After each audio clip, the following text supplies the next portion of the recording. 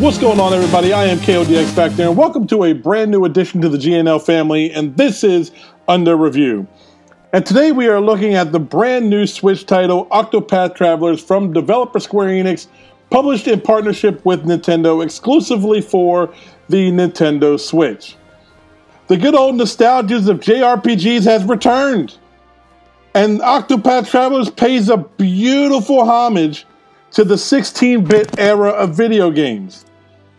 Octopath does take plenty of inspiration from previous JRPGs before it, and it does take some elements, not a whole lot, but it does take some recent elements from some recent turn-based games, namely, for example, Bravely. A lot of y'all remember Bravely? So, for example, what it takes from a game such as Bravely, it takes the ability during combat that you can stack attacks on one turn. Y'all remember when you could do that in Bravely? So you can actually take, no matter if it's a magic attack or a standard weapon attack, you can stack them on top of each other to double up your damage.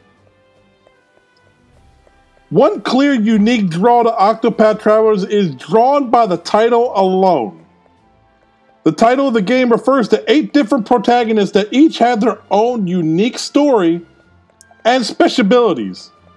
And the abilities can be used in both combat and interactions with other characters within the cities that you come in contact with. Also on the plus side, you can choose which order in which you want to play with these characters. You choose the order. Do you want to do this person's story, this person? In some stories, you can bypass altogether. I don't recommend that, but you can do that.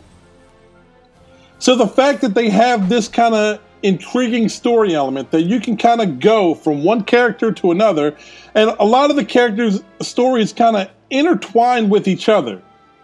Not in the best way possible, because I will say one of the game's biggest downfalls is the story is kind of lackluster. I'll be perfectly honest. It's not the greatest story that a JRPG game of this magnitude has ever told. But aside from that, it is kind of unique that it takes from 8 different characters and 8 completely different stories, and you can play in each of those stories with those characters, and they all have their own unique ability. So granted, the stories are not that great, and the voice dialogue has a lot to be desired. I wish that, because the game starts with the dialogue being read by a voice actor, and then when you go a little bit further down into the game, it's like the voice acting stops. And then you get the kind of like the beginning of a conversation like, huh, or or you don't say. And then you have to read the rest of the dialogue tree. I hated that about it. I kind of wish the dialogue was read fluently all together for each dialogue, no matter the dialogue tree.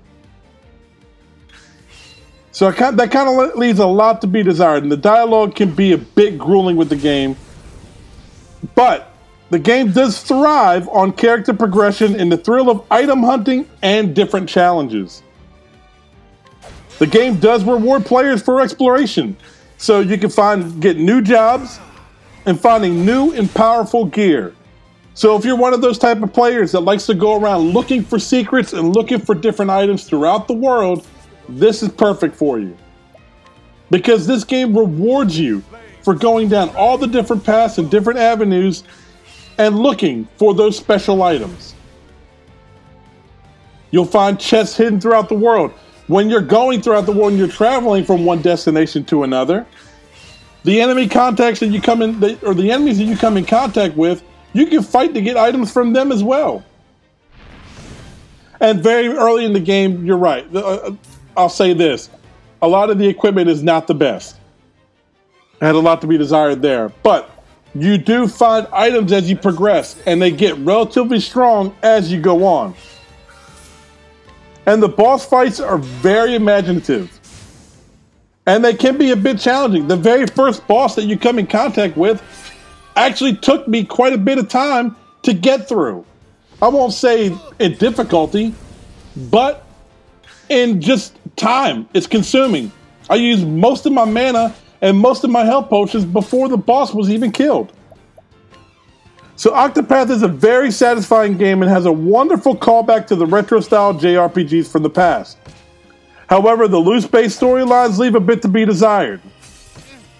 However, story aside, the elements make this a modern classic in and of its own.